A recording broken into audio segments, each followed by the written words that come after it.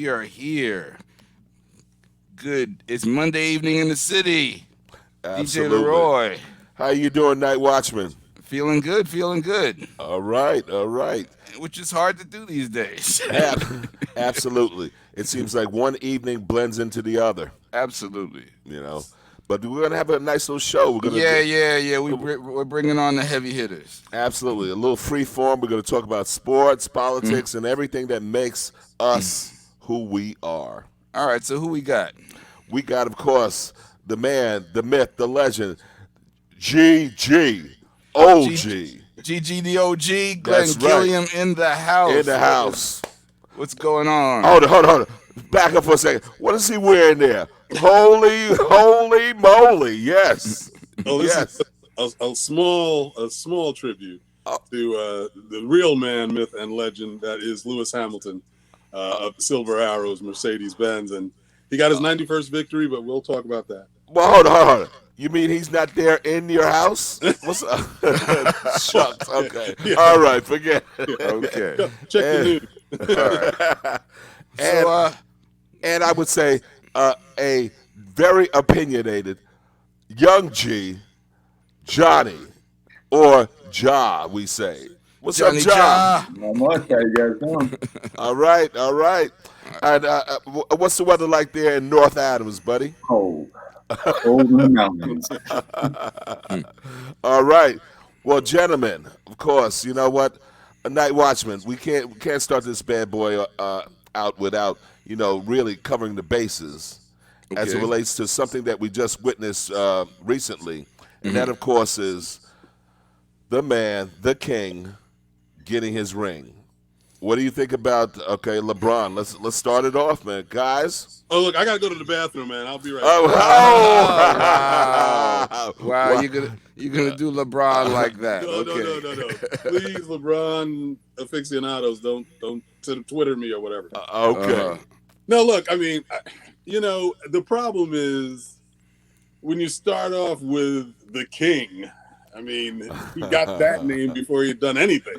I would agree. I mean, it's just the pantheon of great NBA legends. It's just too big to be anointing this youngster who was, basically in Cleveland for the first 7 years. So I'm like, give me a break. But All right, but let's be fair. He has lived up to the hype. Now, No not question. saying he's the king, Right. but he has lived up to all of the hype we had of him as a teenage phenomenon.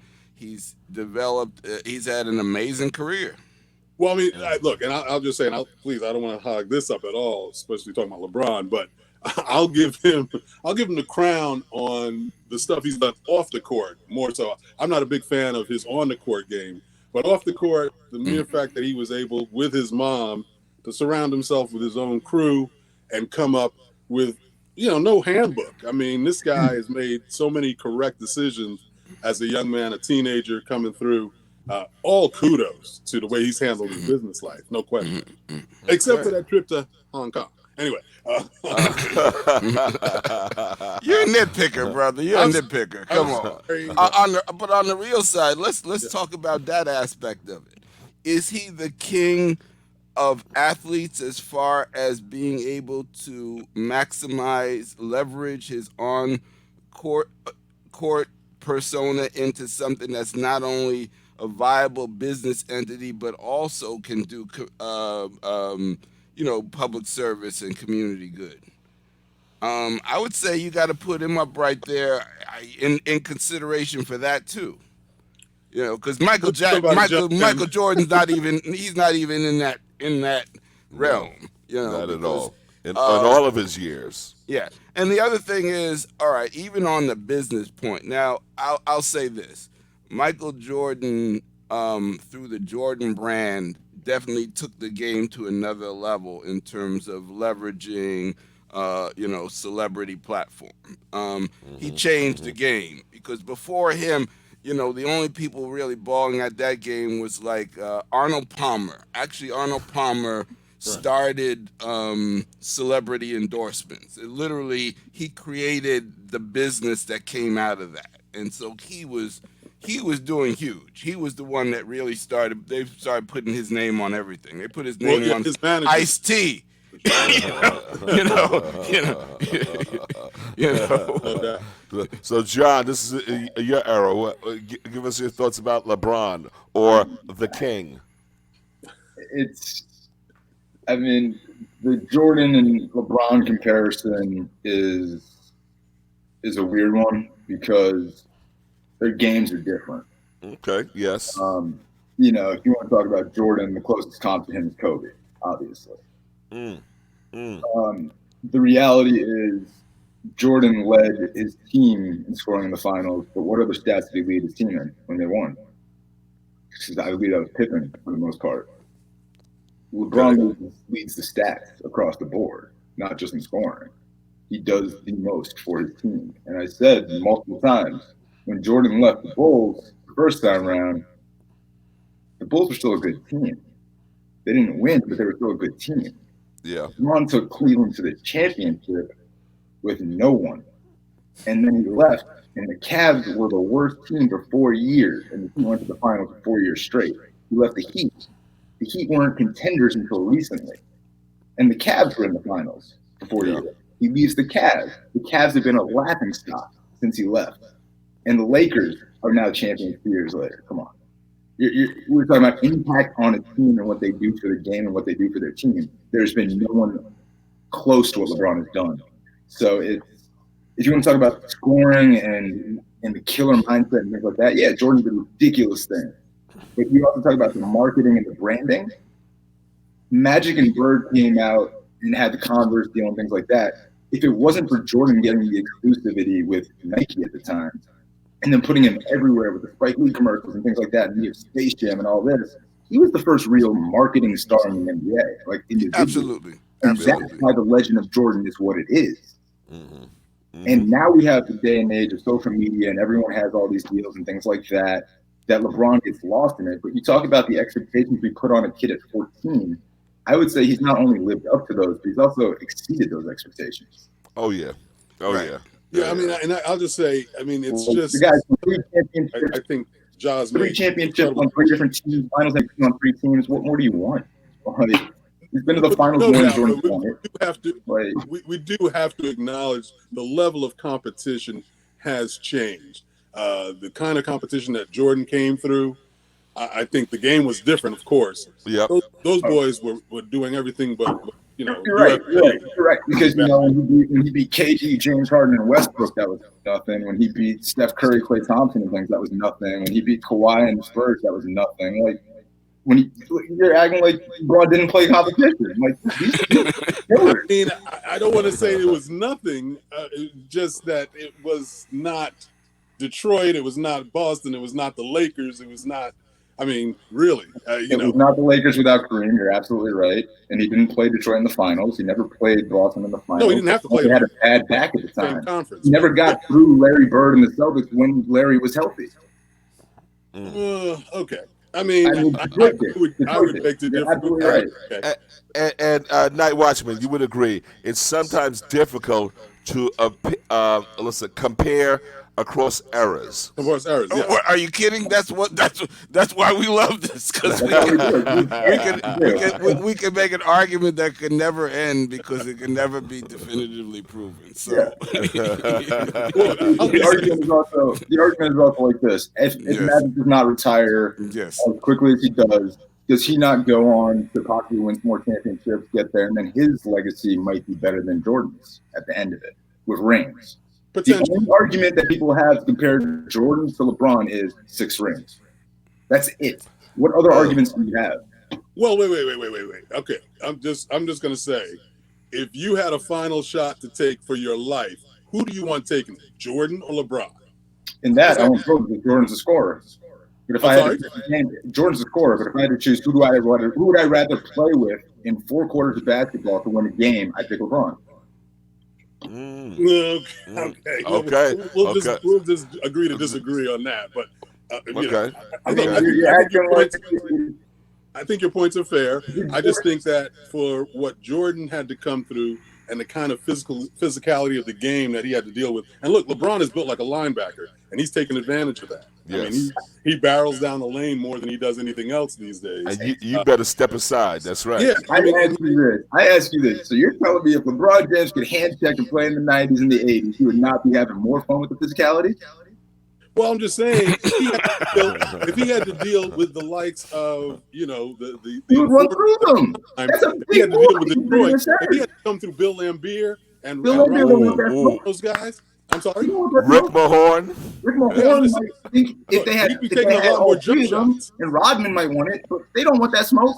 You don't want to take a charge from him or go with him. That's a look, man. I think you're talking to the wrong guys if you're talking to Detroit because they want that smoke. That's right. John ends and defensive backs how they felt when Cam Newton came in the league. They did not want that smoke. Oh no, but I'm saying Cam lost a couple of years of his game because of that. I mean, look, you know, there are two sides to that, and look, I'll just say. Fair enough that LeBron has dealt with the competition that he's been put in front of him. And I love Dwayne Wade. That's always been one of my favorite players of the era. But, you know, the bottom line is LeBron has proven himself. He's fortunate that he came up through the East for the most part and getting to those consecutive finals. Because if he had been in the West, we're not saying that he would have. I mean, the West has obviously been a much more difficult conference. So he had a much easier time taking Cleveland to the East. You know, I mean, look, there's definitely been some differences.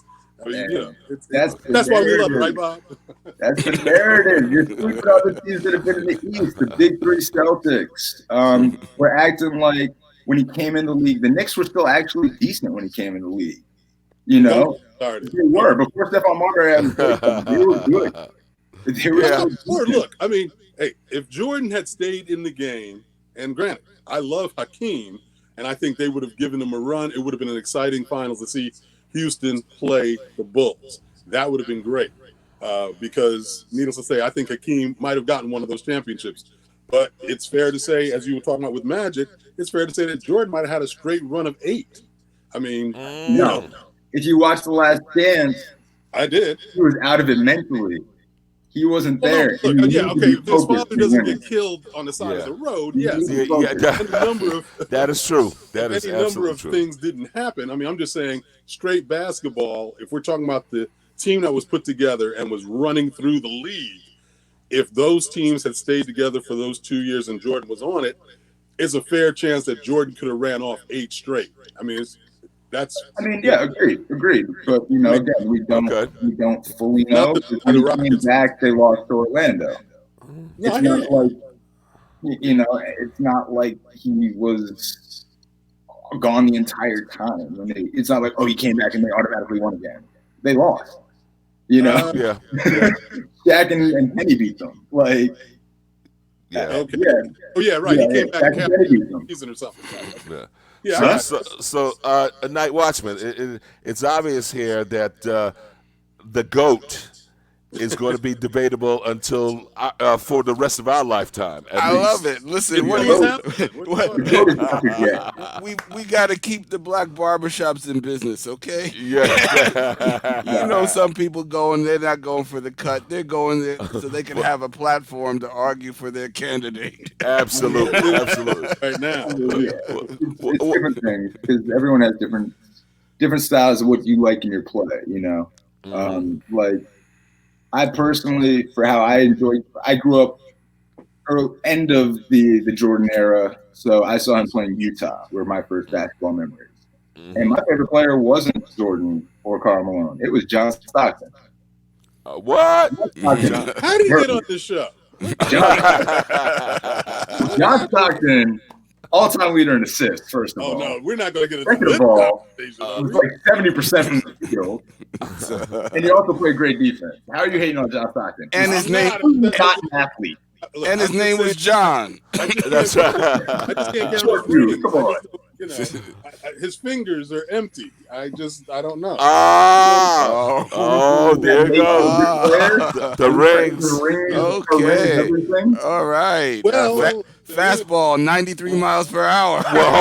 Well, now, Glenn. Yes. So you're saying basically that a Laker legend, Elgin Baylor, who has no rings, is aight. Well, you know what the sad thing is? They're treating the Laker legend Elgin Baylor like, he was John Stockton. Unfortunately, I mean, they're treating him. I mean, we know that Don Sterling treated him like unfortunately, a hired hand, and that's sad.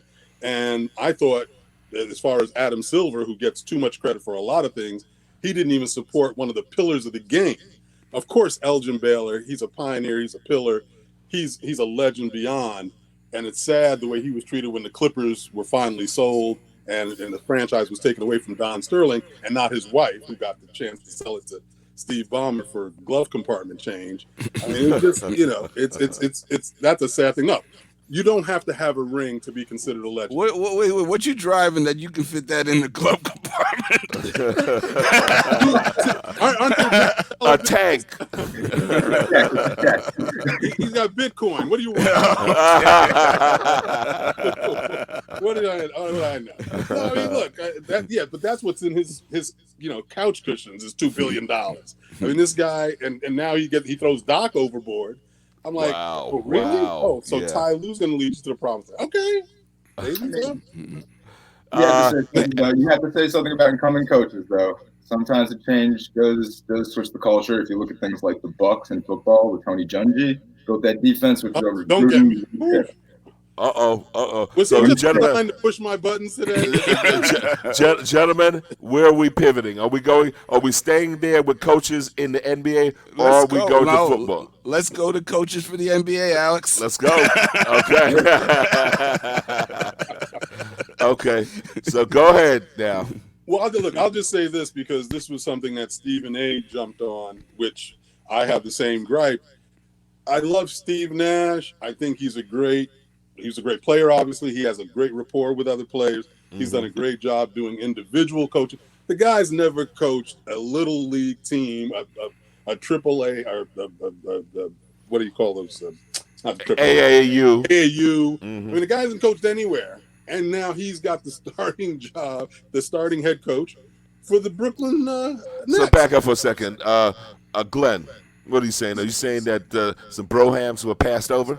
You think? We obviously know that. Did you see Sam Cassell's head? Did you see? I mean, Mark Jackson, even Patrick Ewing has been an assistant coach for eons now. He had to go back to his alma mater. My man at Michigan had to go back to his alma mater. I mean, it's just ridiculous, the fact that, and Adam Silver loves to stand at the podium and always talk about all this diversity in the ownership. We don't even want to talk about that nonsense. You got one black man and an Asian brother out in Sacramento. I mean, give me a break. And that's why I'm still upset with Doc and the Clippers for not really pressing Adam Silver to make sure that franchise landed in black hands, especially because Oprah Winfrey put up a credible bid of $1.1 billion, which was over market at the time. And yet he said, no, Shelley, you got it. And I don't want to say it was a Jewish thing, handing off one. I don't want to get into that. Okay. But if that had been a black commissioner talking to some brothers, hooking stuff up, it would have been a problem. Anyway. Okay. I mean, it is a problem when you have people who've put in the work and put in the time. And then you see, like Steve Kerr, who got the job in Golden State after Mark built the franchise. Yes, he did. Yes, he did. You got my man Dwayne Casey up in Toronto, who gets Coach of the Year, and you're fired. What the hell? Oh, Nick Nurse, you come in here and you take him to the championship. Oh, here's Kawhi. This is nice. Did they win? I'm sorry. Did they win though? Yeah. Kawhi Leonard came in nicely after Dwayne had been toiling with the likes of Trev, whatever guy. With Antonio. With a scheme that was great, but didn't shoot a bunch of threes, did not really do a bunch defensively, and then you had Nick Nurse, and their defense is what won them the ship. You talk about. I'm saying you just threw out the Coach of the Year. Talk about Steve Kerr and Mark Jackson. Mark Jackson, I think, is a great coach, built teams together and stuff. But you give Steve Kerr, allows him that freedom to shoot that extra ball and things like that, which is what happened, and it opened up the offense, which is why. Mark Jackson is the one who declared that the backcourt was the greatest in history. They were the greatest. He didn't give them the green light to be taking 35 footers. Are you serious? Mark Jackson was not giving Steph Curry the green light to take half-court shots, 35-footers, and things like that. No. He was not. You think 35-footers is what put them over the top? I think, Well. I think the green light, Now, he Glenn, definitely, I will agree on the point John's making. Absolutely, the three was something that that the Golden State exploited. They changed the game. That's why he called them the Splash Brothers. That's why he nicknamed them the greatest shooting backcourt in the history of the game. I don't know when he didn't give them a green light. That's exactly what brought them to prominence. I mean, and Klay Thompson is a better shooter, in my opinion, than Steph Curry. Needless to say. He's a better shooter. He's not a better shooter on dribble. Well, okay. I mean, we could debate that. That's the little nuances. All I know is that last play against Toronto in their home court before they left that arena was the most ridiculous shot on the 10 seconds. He's shooting a three from the stands. I'm like, what the hell are you doing? But that's Steve Kerr trying to defer to his boy, the face of the franchise. Okay, you take a wild three, and we'll just call it a day. When you could have gone to a game 7, and who knows what might have happened. I mean, anyway. I think they were going to lose regardless, but you were missing KD and Klay. But that's the whole thing, though. Who wouldn't have taken at the beginning of that game, you're down by 1 point with 10 seconds to go on your home court? Are you kidding me? He could have driven the lane. All they needed was a 2. He's shooting a 3 off balance, guarded by Ibaka. I mean, or Siakam, one of them. I'm like, what the hell are you doing? You look like you played sports. I'm sorry? You look like you played sports. I did. Sometimes you feeling it.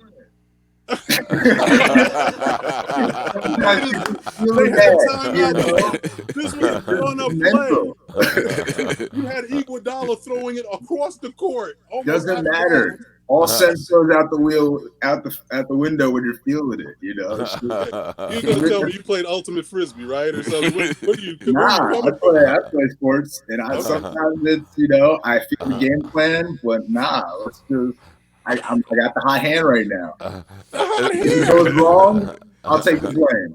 I think it rarely goes wrong. You just need to go to NBA and just go replay that game because that is not really how it played out at the end. Smart play is passing it to Danny Green at the 3. Sometimes you lose. Sometimes you got to feel it. Dan Lillard right in Paul George's face. You feel it sometimes. Don't make sense. I'm sure the fans were like, what the Yes. What was they doing? Well, okay. Walking the line there. So now we were going, as you saw, Night Watchman, from Coach touching on it, but then we went into the whole philosophy of what's better, what's more impactful, the 3 or taking a 2 that's readily available. Well, no, I just got to say this though, because somebody said this the other night. It's all those teams that predicate themselves on the 3 don't win championships. They don't. Except for Golden State. Now, no, but hold on. See, the problem is with that. Golden State won 1 championship, and they were lucky in that one, in the first one that they got.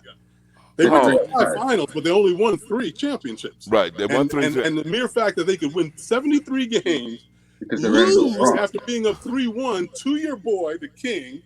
After being up 3-1 on Cleveland. Because LeBron. I already told you this. LeBron is LeBron. Yeah, he was on that other team, too. No. The real hero of that game was Kyrie. That's right. No, he was breaking ankles. Please. I mean, look, all I'm saying is the ability to shoot the 2, the guys who can shoot from the elbow, KD, Kawhi, those guys, the guys on San Antonio, those guys make it happen. I mean, those are the champions that usually win. LeBron, he's not a 3-point shooter. No. I mean, his teams that won didn't shoot threes. I mean, For the most part, you're right. Yeah, not for the most part.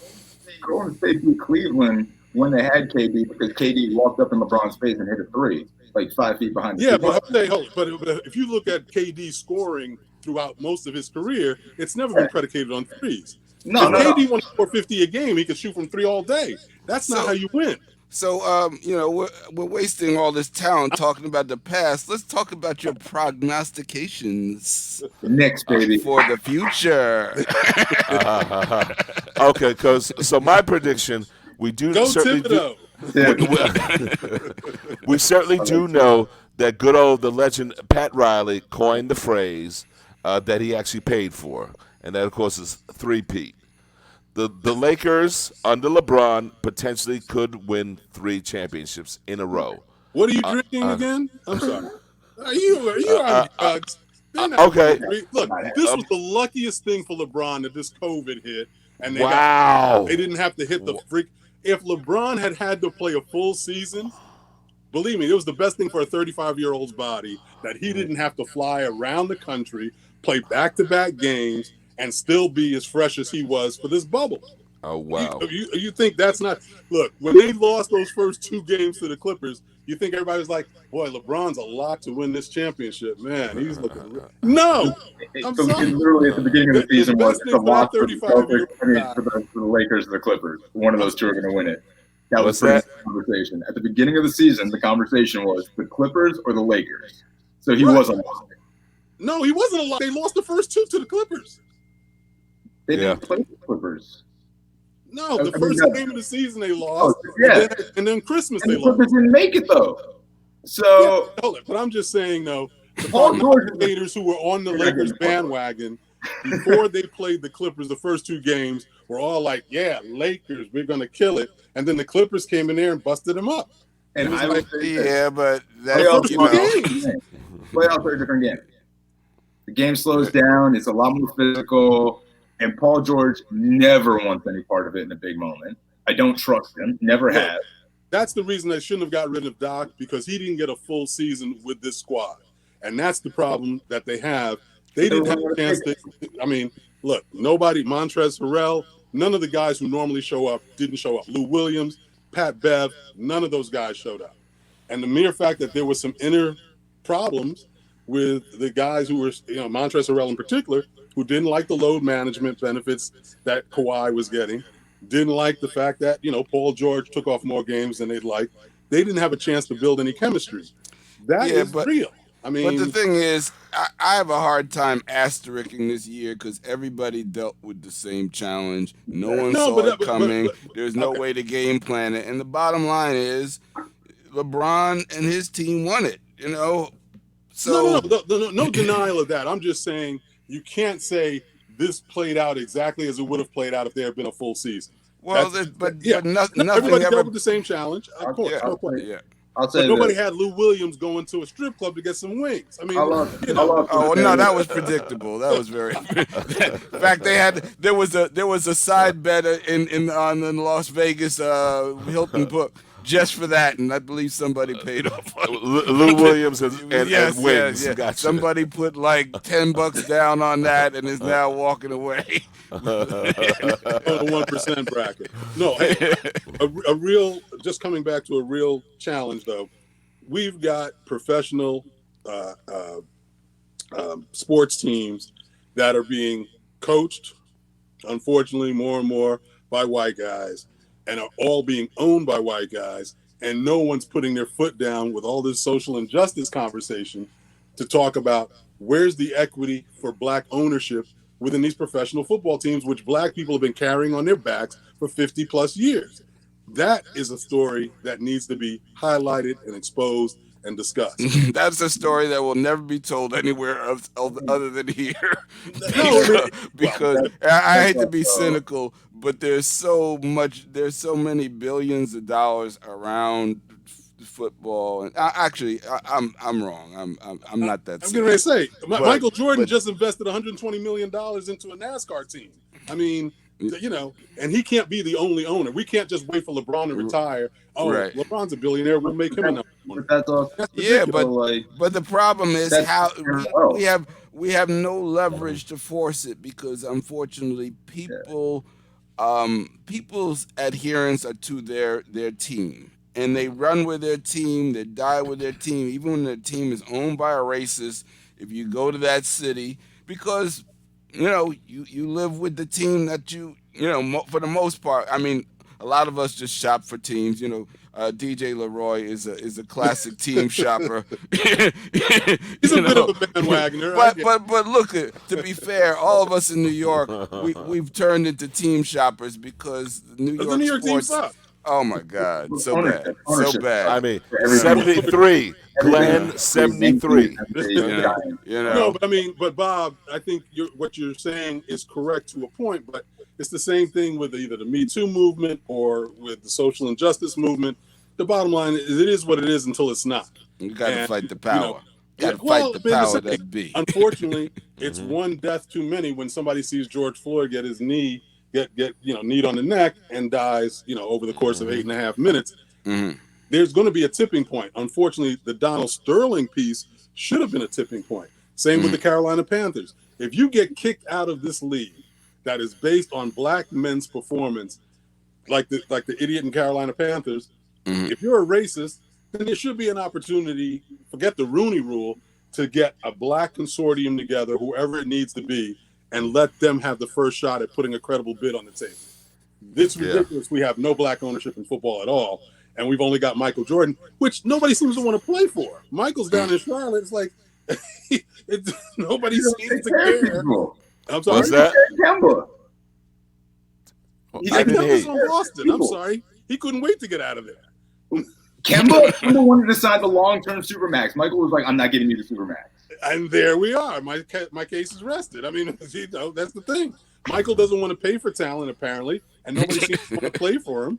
I mean, it's amazing that he could own a team as long as he has, and there's nobody fighting. But let's talk about the thing that we have not talked about. Michael Jordan, the basketball executive, has been a train wreck. Yeah, he's gotten better. I'm gonna say, he's gotten a lot better. There's a lot of people who've been train wrecks. I mean, Don Sterling and the Clippers were train. I mean, there's a lot of train wrecks out there. But but they're not.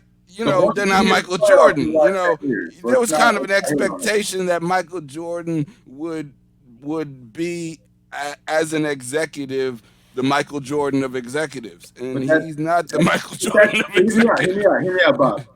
If I know that my electrician is a world-class electrician, why do I expect him to be a world-class plumber too?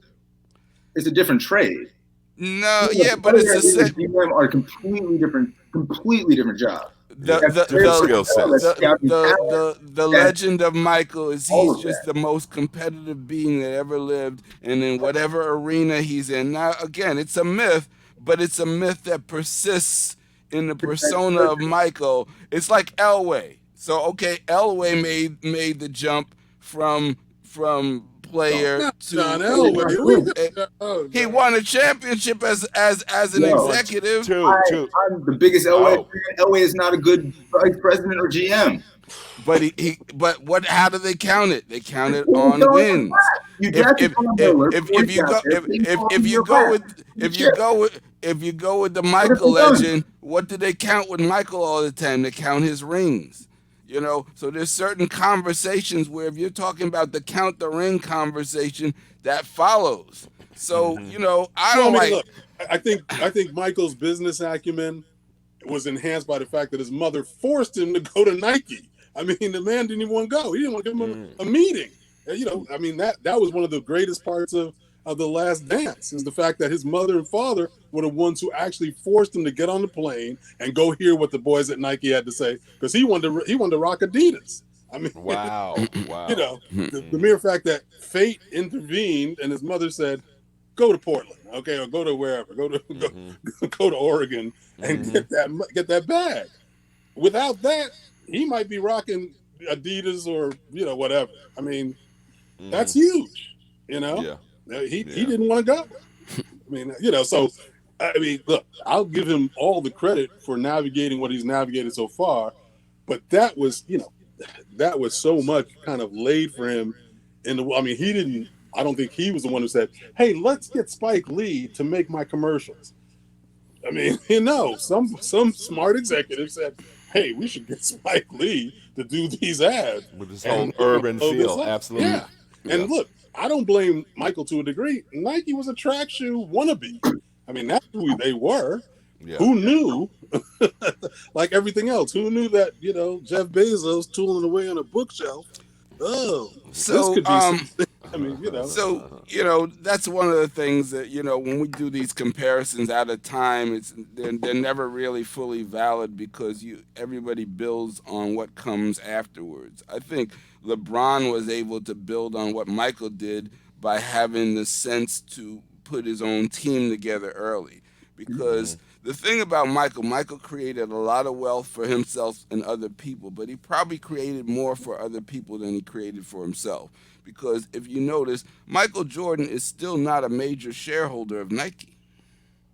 Wow. Yeah, but he's a billionaire. He's that's not a so major bad. shareholder. If you look at all the wealth of Nike, Right. and somebody really Oh, no starts to question. break down how much of that did Michael Jordan create.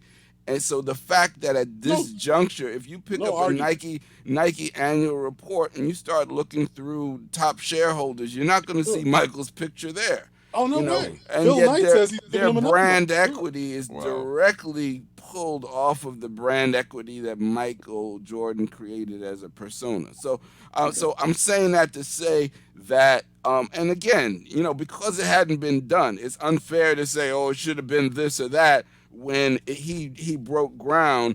But I also see that LeBron is really very, very carefully managing his business assets and developing himself so that he's going to have a much bigger piece of the things that he has going forward into his next career, whatever that is.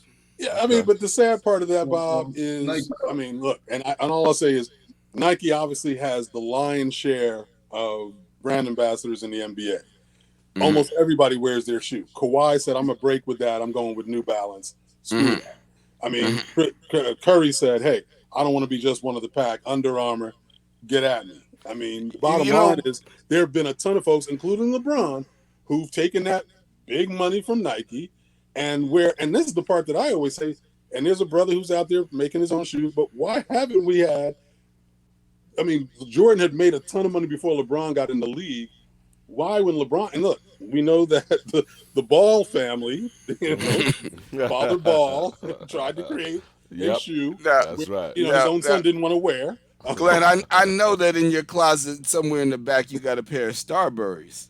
You know what? so Look, so hey, that was all good on him though for trying to That's That's do what that. I'm right. saying. Yes. Absolutely. I'm not Absolutely. laughing at that at No, all. He sure. actually had the best model. It's just he wasn't the right player to take that to the next level. And he still did great with it, but if a Steph Curry had gone the Starbury route, that would have changed the game because at the point where he signed on with Under Armour, um, he was the guy right then, Sure. Yeah. and that's when you're at the peak in terms of being able to sell shoes. Well, look at Um, Dwayne Wade. He's always had a Chinese shoe.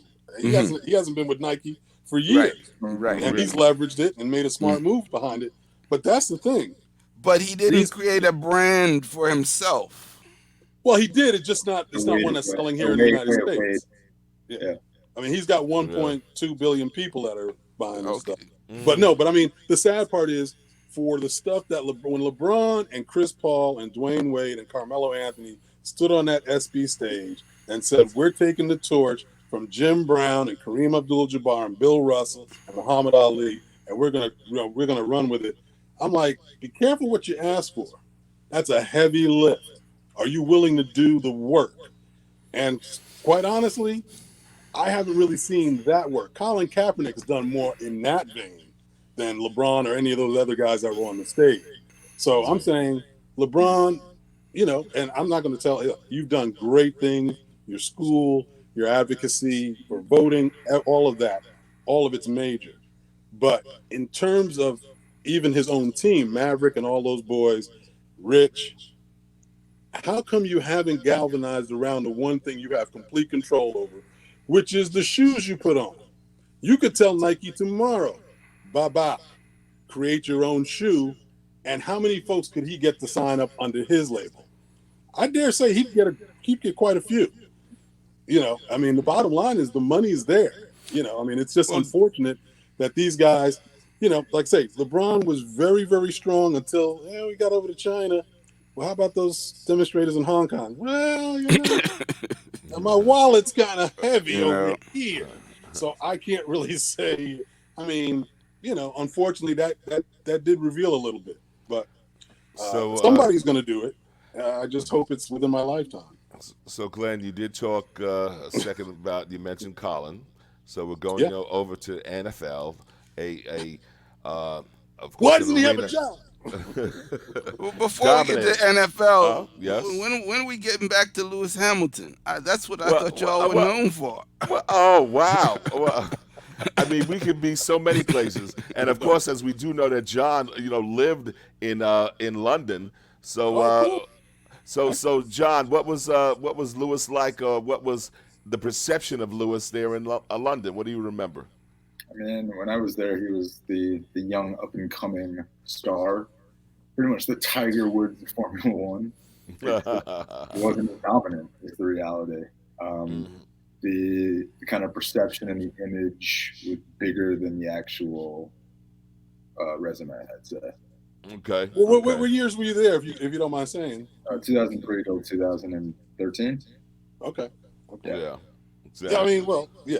I think so. A lot has changed now with him. Well, look, his resume was pretty stout because he won every year he's been in Formula One. He'd already won one championship, should have won two in his rookie year. He should have won. That was a matter of a couple of points. And he was the hottest guy on the track. Now, granted, if he had been almost anybody else of a different hue, I think there would have been even a lot more made, obviously, of who he was. But he had been with Mercedes-Benz since he was 13 years old. I mean, they recognized the talent at that age. So I would say Lewis Hamilton was more noticeable and more marketable because of his youth. Someone like Schumacher, who was the star of Formula One before, people kind of knew him, but not. Oh, really. No! Wait! Michael Schumacher's a god. I mean, that's what I'm saying. Schumacher. When I moved to England, Schumacher was still racing and everything, and he was God in the sense. But I couldn't point him out in the line right now. If you pulled him up, I couldn't point him out, which is why I said. Well, that's kind of sad. He was marketed over there as the Tiger Woods of Formula One. Sure. When I say that, it's Tiger Woods here was marketed as a phenom, the greatest thing ever when he was 14 years old. It was like this could do no wrong. It's pretty much pressure that they put on LeBron James coming out of at that age kind of thing. And that's what Lewis was. He's supposed to come here, he's supposed to beat what Michael Schumacher did and compete with those records off the rip. You look at what LeBron did, he did compete with Jordan's records and things like that. You look at what Tiger did, he did compete with Mickelson and Palmer and all those guys. You look at Hamilton, he's done well. Is he Schumacher? Not quite. Well, I mean, the image is not he's actually surpassed Schumacher at this point, but yeah, okay. I mean, in 2013, for sure, no. He was just switching teams at that point, which was unbelievable. And that's the most amazing part about his story, is the fact that he made a choice to leave the most legendary team, McLaren, and go to an untested and an unproven team in Mercedes with no promise of success.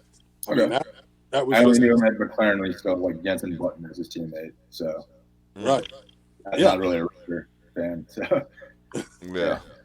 Well, I mean, but that's the thing. He outdueled Fernando Alonso when he got to McLaren, and he outdueled Jensen Button. Ultimately, I mean, Jensen did get a world championship while they were teammates, but I mean, Lewis had more wins that season. It's just it's one of those things where the appreciation of what Lewis has done is now just really starting to hit people because of the enormity. I mean, 5 seasons ago, 91 wins seemed like 2053. I mean, it just doesn't even seem possible. And he's just been reeling off 10 plus wins a year for the last 4 years, and it's like, oh my God. I mean, and the polls, everybody used to pole position. Schumacher's got 68 poles. No one will ever. Oh wait, I'm sorry, Lewis has passed him. Lewis had 96 poles. I mean, he's going to set records. No one, Max Verstappen, no one's going to. The person's not born yet who might challenge for whatever Lewis will end up at. It's insane. Here's a question, though. Because there's only one world championship a year, right? or is there Yep. multiple? Okay. Constructors and individual, yeah. Okay, so I was going to say, there's no way to win. No one's, if there were multiple, you couldn't win both. Or has anyone ever won both? Well, I'm saying you have a team championship and you have an individual championship. Okay. Right. So Mercedes has won 6 in a row, And and Lewis has won 5 of that 6. And now he's going for his 7th and their 7th, actually. So those are kind of comparative. Night Watchman, you seem to have some type of spotlight covering you. And What's thanks going for on? pointing that out, DJ LRoy.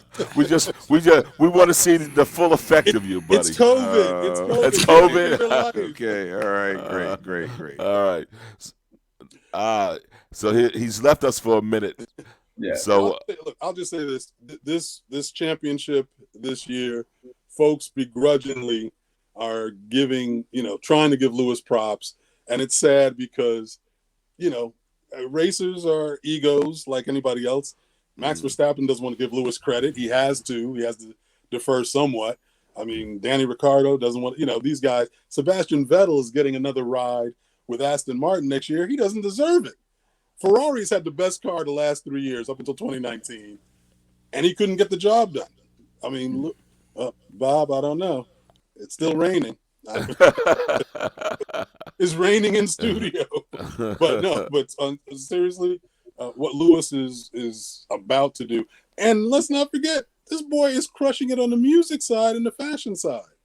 I mean, I don't know if you've heard that. Huh? He's mid or early 30s right now? He's 34. 34? Okay. Yeah. But so you see, you could say he's the Michael Jordan of Formula One. No, well, I mean, and that's the thing, because he said, people would call him the Tiger Woods, as you said, Formula One, which he was like, he never really liked that. And that's, and while he respects Tiger, they're friends, he respects him. But that's the sad thing, is that we always make those comparisons. Yeah. Here's the reality, though.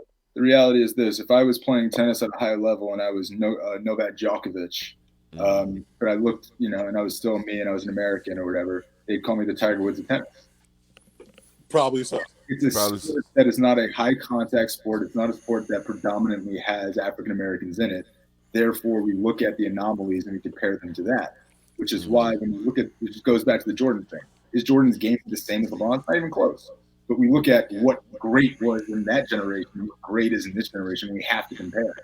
And it's the interesting part about what you just said is, and that's one of the things I did want to discuss in terms of sports, because I've been kind of doing some advocacy within my colleagues within the tennis world, and I don't know if John is even familiar with what I've been doing on the tennis side. But normally I wear an Althea Gibson shirt because I've been promoting her legacy for the last 5 years. But a colleague of mine, a media reporter in London, Amit Sewell, has been writing to the International Tennis Hall of Fame since 2016, nominating Richard Williams, Venus and Serena's father, and Oracene Price for the International Tennis Hall of Fame. The International Tennis Hall of Fame immediately on the spot changed their rules twice to exclude Richard from getting his nomination. Why? Why? Why? They've got one black contributor in the history of the International Tennis Hall of Fame. Dr. Robert Walter Johnson is the only black contributor in the International Tennis Hall of Fame, which is ridiculous. It's insane. So I'm advocating, I'm putting a petition together to get tennis folks, to get sports writers, media folks, and we're also going to pursue the sponsors that support the International Tennis Hall of Fame to try to get them to leverage what they do to get them to change their policy and induct him immediately. Because let me just tell you this too quickly. One, you used to be able to nominate somebody every year. The first time they put it in 2016, they said, oh no, we've switched it up. Now you can only nominate contributors every 4 years. Wow. Okay, what the heck? You don't take in but a couple every year. What's the difference? Then when the 4th year came this year, they said, oh yeah, but we're only taking 2 a year now.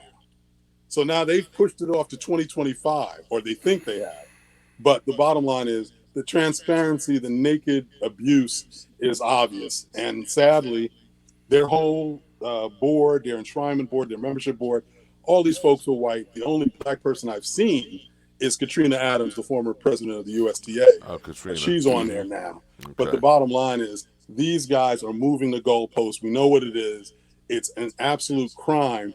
And this is a man who deserves a wing of the International Tennis Hall of Fame, not just a plaque.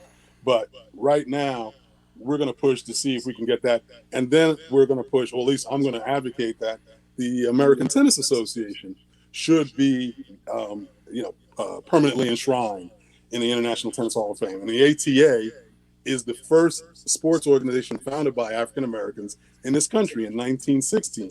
So, I mean, these are the guys who laid the foundation for Dr. J and all the people who came afterwards. Obviously, Althea Gibson, Ora Washington, Arthur Ashe, you name it. So, I mean, they've got a lot of making up to do. But that's something that we're definitely going to push for. And I hope, I'll send the petition around to you guys. Hopefully, you'll feel like signing on and try to move this forward. Okay. For sure. A lot of events at the Armory. And Oh, cool. Okay. that's where I learned.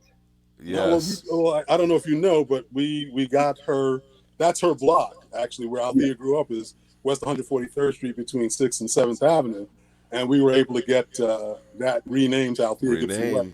That's right. We're waiting for, DSA COVID to lift so we can actually get a date to do the celebration and reveal the new sign. But Yeah, that would be nice. yeah. And I'll just say, if Joe Biden gets in, which we hope, a new colleague of mine who grew up with him in Wilmington says the Presidential Medal of Freedom is a lock. So we're gonna push forward, obviously. Wow. Yeah, I mean, we're making news. We're making news on All right.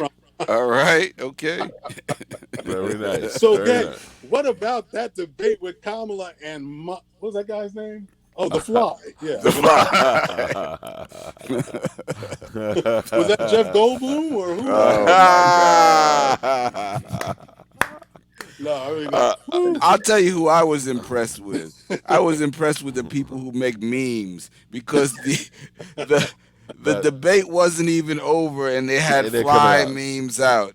It's almost Yeah. as if it was a conspiracy. who got that fly swatter to Joe Biden? Oh man, they had fly swatters on sale, but by the within 2 days, I think they were up in the merch store on the Democratic Party site.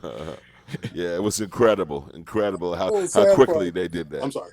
Well, the sad part is that overtook the fact that Kamala served Pence up on a platter. I mean, it was embarrassing. And I mean, there was no other way it could happen, because Pence is an absolute fool. He couldn't get voted dog catcher. Well, the thing about it, Pence, that makes it, he's like a robot in terms of his lying is so calm and straightforward. Whereas, as we certainly do know that 45, his lies are different, more animated. Okay. Well, But it's no surprise that Pence is a radio jock. Not saying that either of you guys are, Well, I think also Pence practices like 45 minutes in the mirror every morning, trying to be president. On the off chance that one burger too many for 45 all of a sudden puts him in the thing. So I think he's practiced. He's still not good. I mean, Kamala is a world class. She's got that. First of all, she's got courtroom experience, so she really knows how to ask incisive questions. She knows how to sidestep.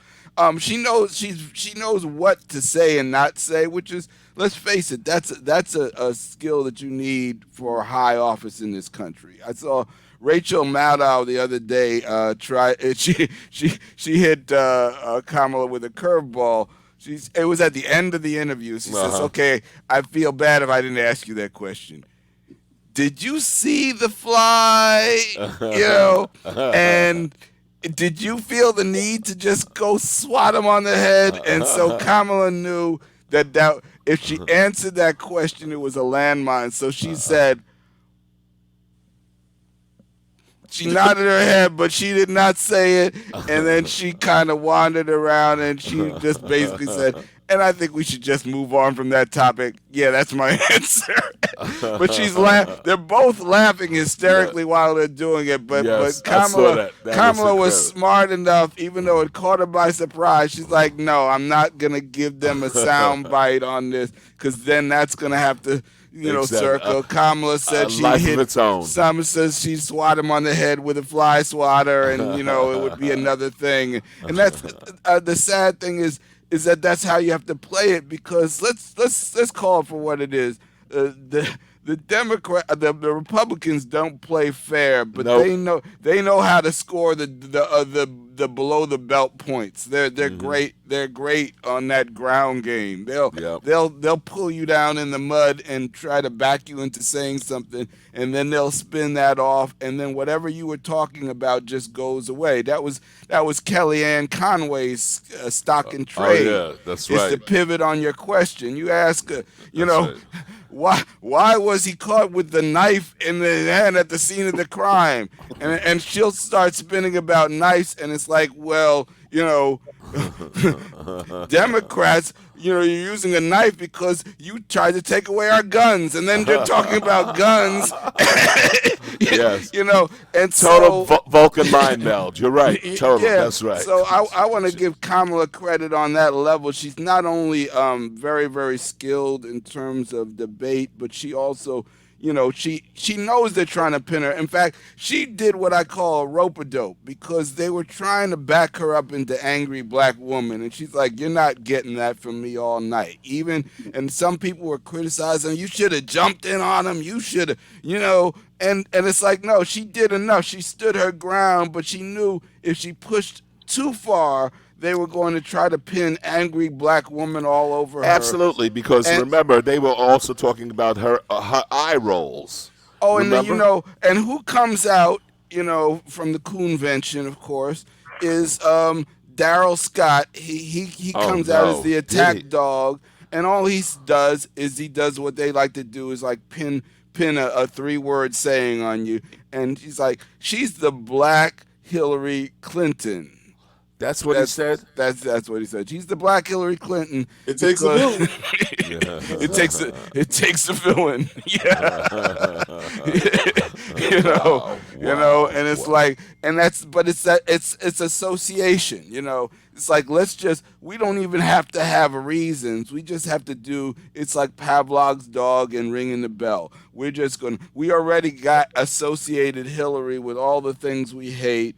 And then now we just have to put Hillary's picture over Kamala or whatever in your mind, and that's how they deal with their base, So I'm I still. thought Maya Rudolph, which she fiction on SNL. Oh yeah. But for 2 minutes, I thought Kamala was actually going to go there, because at one point when Susan Page is like trying to interrupt Pence to get him to stop talking, I thought when she went to Kamala would be like, I'm good.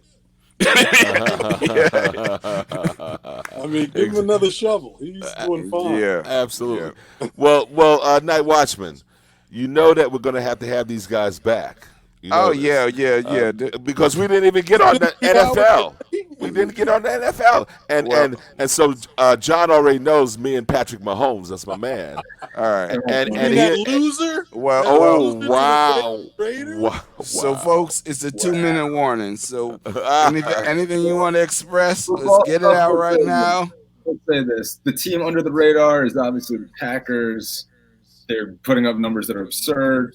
The Seahawks are the best team to watch right now. They're the most fun team to watch. You said you can never win by playing it safe and playing defensive. I think the Vikings could beat the Seahawks if they did. Just kick the field goal, but Wow. I told you the sleeper who I had for MVP, had they not gotten sick, was this man right here. That's Cam. We gotta look from Quaker Cam. I can't believe I root for the I Patriots. don't know what my team's doing. He got rid of Jamal. It's 2020. Trade Darnold, get Trevor Lawrence in here, and let's rebuild. If we can't get the 1 or the 2 pick, let's trade. Put everything in the table for Dak Prescott. We need something with the Jets. Okay. All right, we got to go out on commercials. It's Soul Lounge Prime Time on 90.3 FM WHCR. The Also, voice of Harlem, you baby. can also find us on YouTube. Subscribe, like us on our Facebook channel, follow us everywhere, and see That's you right. next week. Absolutely. Thanks. And this has been great. We had, of course, the old G, Glenn Gilliam, and, of course, the young G, John Archer Harvey, JAH. And the person who we just say G, DJ LRoy. All right, Night Watchman. And G is my middle initial. So there you go. all right, we're outta Gentlemen, here. coming back. NFL next time, all right? No doubt. All right, All right. Take care, Okay. guys.